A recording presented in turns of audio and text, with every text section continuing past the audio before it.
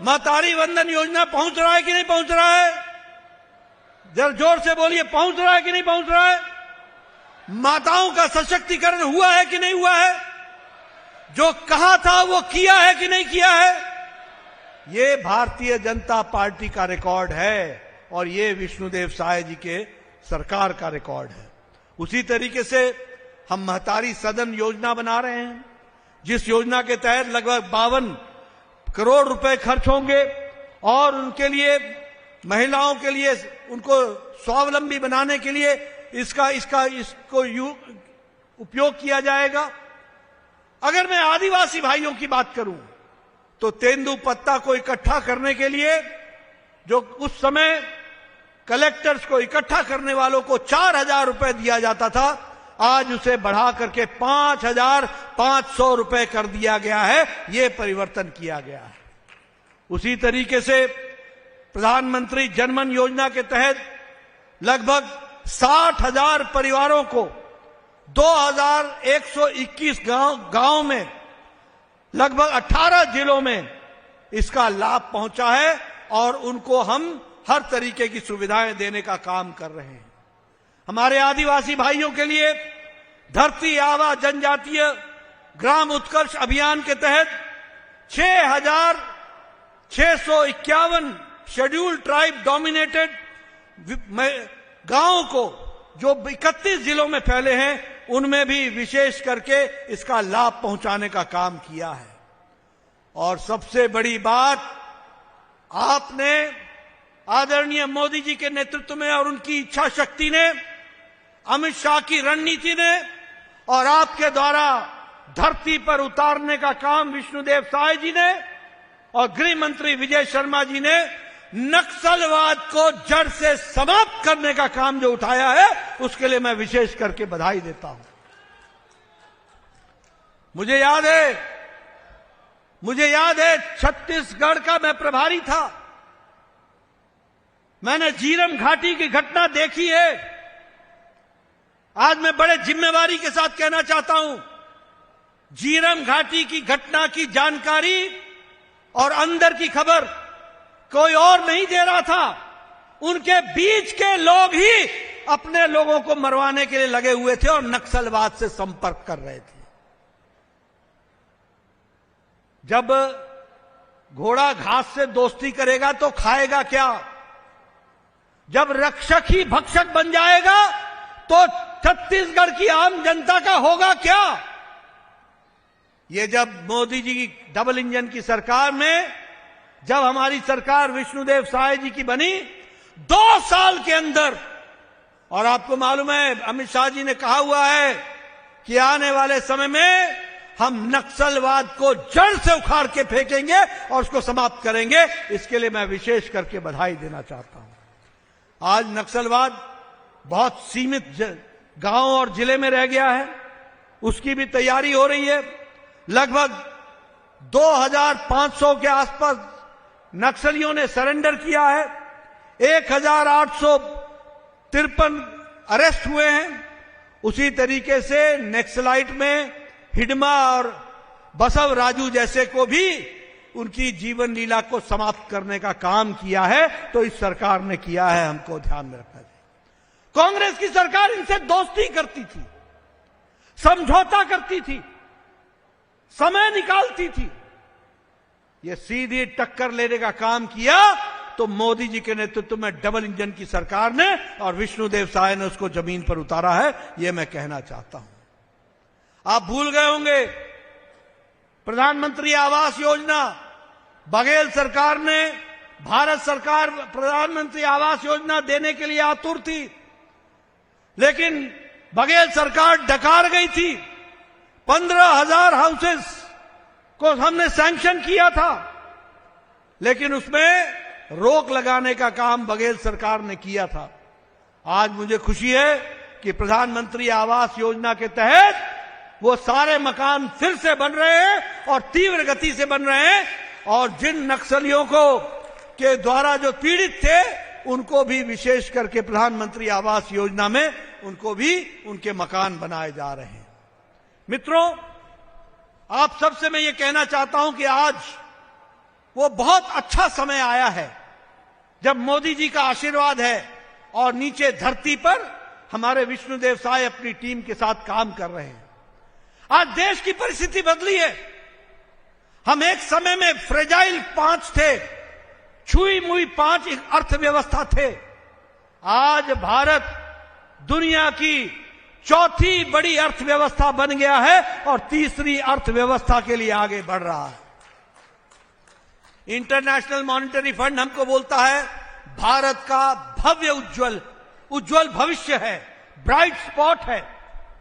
World bank कहता है कि दुनिया में मंदी है लेकिन भारत की अर्थनीति मजबूती के साथ आगे बढ़ रहा है, यह वर्ल्ड बैंक कहता है। अगर मैं बात करूं सड़कों की, बोलिए आज सड़कों की जाल बिछ रहे हैं कि नहीं बिछ रहे हैं? सड़कों के जाल बिछ रहे हैं कि नहीं बिछ रहे हैं? 60% की ग्रोथ है, 60% की ग्रोथ है। अगर मैं बात करूं इंटरनेट कनेक्शन की तो चौगुनी इंटरनेट कनेक्शन की ग्रोथ है। आज हमारा यूट्यूबर गांव-गांव, इन्फ्लुएंसर गांव-गांव है। और एक कांग्रेस के साथी बोलते थे कि गांव में आप इंटरनेट पहुंचा रहे हो, गांव में तो इंटरनेट चलाने वाला है ही नहीं, गांव तो अनपढ़ है। आज 40%, 4 गुना ज्यादा हमारा इंटरनेट का पेनिट्रेशन गांव में हुआ है, यह भी याद रखिए।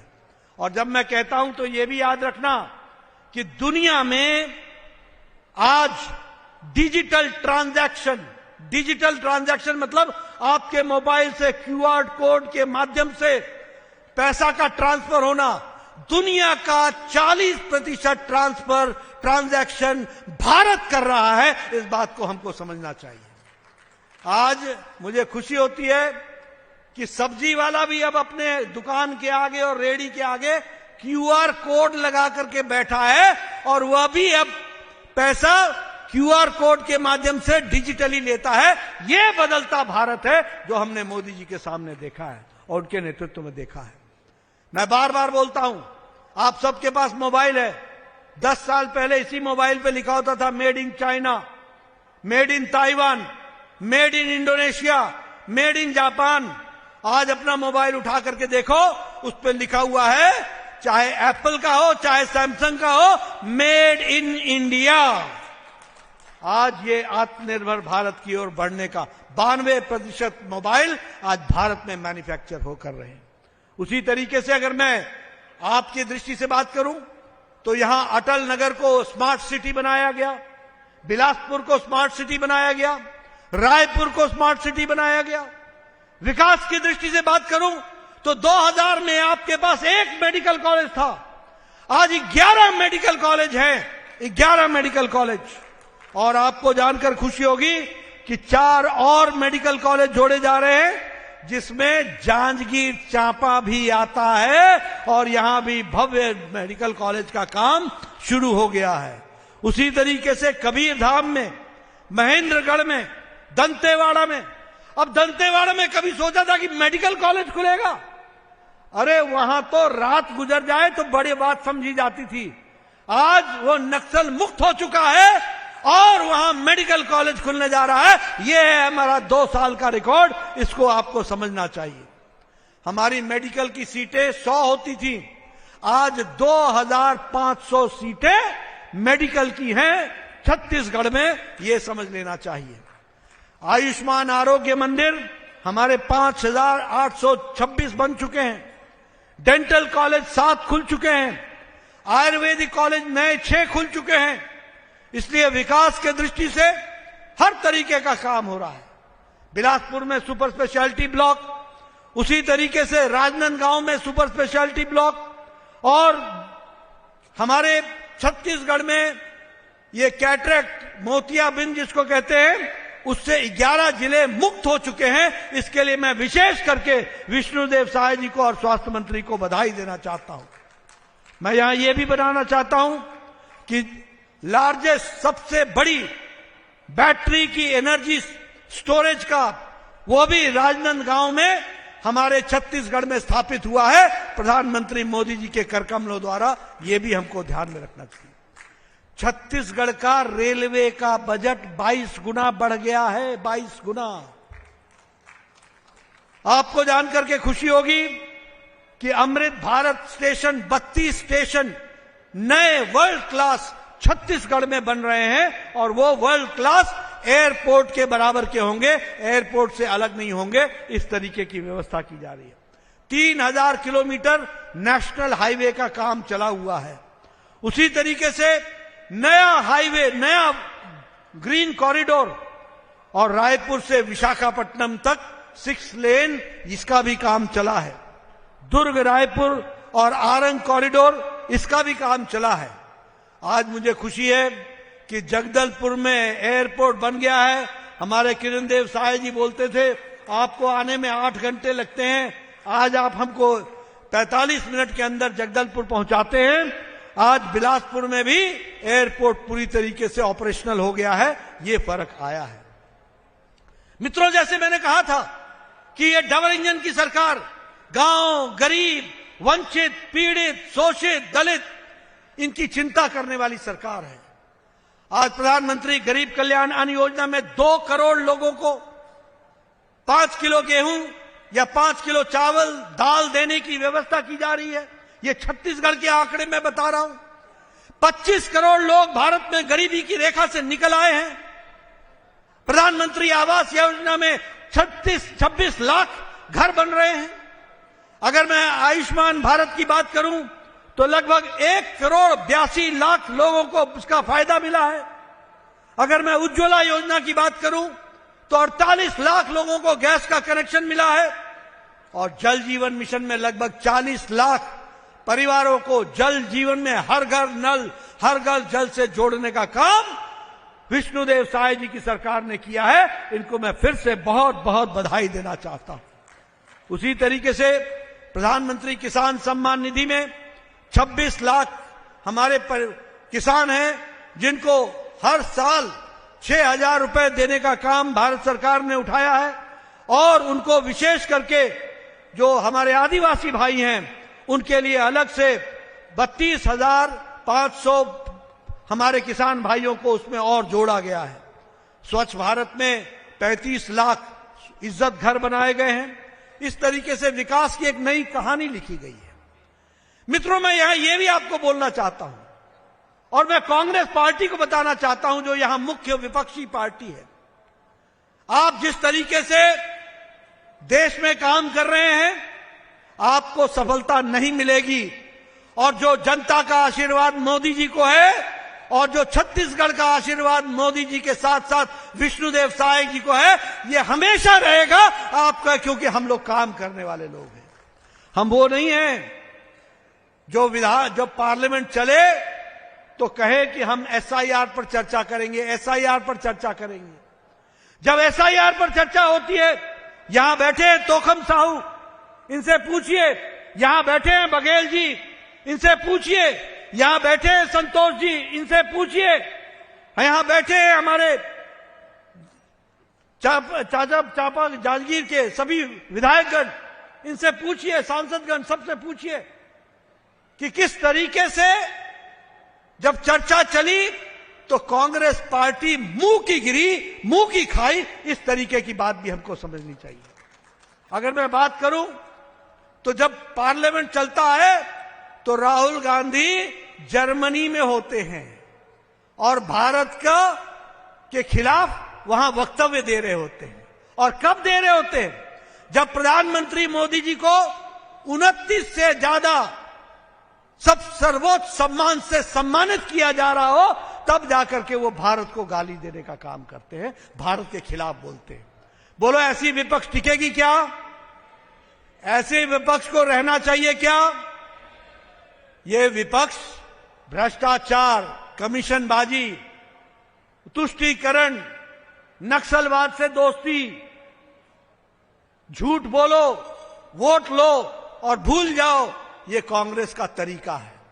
और सबसे बड़ी बात तो ये है कि कांग्रेस पार्टी को यही नहीं मालूम कि जनता कौन सा धुन सुनना चाहती है। कांग्रेस पार्टी को यही नहीं मालूम कि जनता क्या चाहती है। कांग्रेस पार्टी को यह नहीं मालूम कि जनता की आकांक्षाएं क्या है। कांग्रेस की पार्टी को यह नहीं मालूम कि जनता की आशाएं क्या है। धारा 370 का तुम विरोध करते हो, ट्रिपल तलाक का तुम विरोध करते हो, सर्जिकल स्ट्राइक पर तुम प्रश्न खड़े करते हो, एयर स्ट्राइक पर तुम सब प्रश्न खड़े करते हो, ऑपरेशन सिंदूर के बारे में प्रश्न खड़े करते हो, तुम राम मंदिर के बनने पर खुशी जाहिर करने में तुम्हें तकलीफ होती है। तुम्हें मालूम नहीं है कि भारत की जनता राष्ट्रवाद का धुन सुनना चाहती है, तुम्हारे स्वार्थवाद का धुन नहीं सुनना चाहती। तुम्हें मालूम नहीं देश की आवश्यकता क्या है। आप तो चांदी के चम्मच से पले बड़े लोग हो, नामदार लोग हो, राजनीति शौकिया करते हो। जब पार्लियामेंट लगती हो तो जर्मनी में मिलते हो, जब देश के सर्वोच्च सम्मान से प्रधानमंत्री सम्मानित हो तो तुम देश की बुराई करने पर लगते हो। मैं आपको इसका ताजा उदाहरण देना चाहूंगा और मैं आपको बताना चाहूंगा, अभी अभी बिहार में चुनाव हुए, राहुल गांधी ने वहां एक यात्रा निकाली। उस यात्रा का नाम था घुसपैठिया बचाओ यात्रा, नहीं, वोट चोर से बचाओ यात्रा, और जिसको हमने नाम दिया घुसपैठिया बचाओ यात्रा। इस यात्रा के तहत राहुल गांधी ने 16 दिन बिहार में लगाए, चुनाव प्रचार से पहले 16 दिन 25 जिलों में गया, 20 से 25 जिलों में 125 विधानसभाएं कवर की। 125 विधानसभा करने के बाद, लगभग पूरी कोशिश के बाद, कांग्रेस पार्टी को सिर्फ 6 सीटें आई, 6 सीटें, सुपड़ा साफ हो गया। और विपक्ष को 33 सीटें आई, 33 सीटें। इनको मालूम ही नहीं है, ये वोट चोर, वोट चोर, वोट चोर, वोट चोर। जब पार्लियामेंट में चर्चा करते हैं तो भाग जाते हो। जब गृह मंत्री जवाब दे रहे थे तो पार्लियामेंट छोड़ करके भाग गए। ये मित्रों, ये अवसरवादी राजनीति करने वाली पार्टी है। ये अवसरवादी के साथ साथ स्वार्थवाद की राजनीति करने वाली पार्टी है।